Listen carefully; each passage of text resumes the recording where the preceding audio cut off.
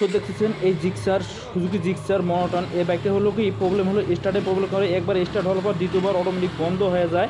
সে বন্ধ হওয়ার কারণ বলতে কি সে দেখুন এখন গাড়ি বন্ধ হয়েছে, এখন স্টার্ট হচ্ছে না, বলতে কি এটা হলো এক কারণ। এই কারণটা হলো 2-3টে মেকার দেখার পরও আমার গাড়িটা আমার কাছে চলে আসছে।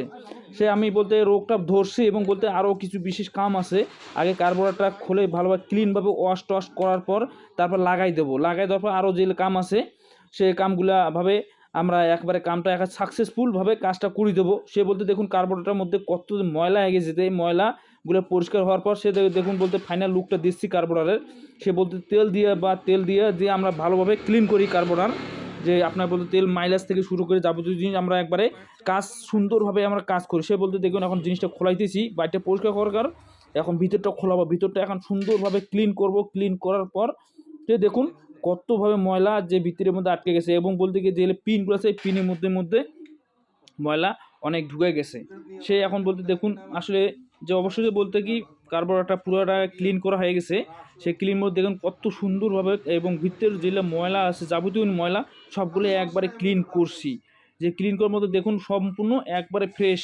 এখন কার্বোরেটরটা ক্লিয়ার, এখন লাগাই দেবো, লাগাই দেওয়ার পর বাকি জিনিসটা দেখবো যে আসলে বলতে গাড়িটা কীরকম হলো, যে কাজটা আমার বলতে অবশ্যই বাইকটা ক্লিয়ার করলাম। এখন বাইকটা স্টার্ট দেবো, যে আসলে বাইকটা মূল উদ্দেশ্য হলো বাইকটা স্টার্ট নিছিল না, যে আপনার ইমোট দেবেন বা ইমোট কন্ট্রোলার লাগা আছে, এটা সিকিউরিটি অ্যালার্ম, এই সিকিউরিটি অ্যালার্মে দিয়েও গাড়িটা স্টার্ট হইছিল না।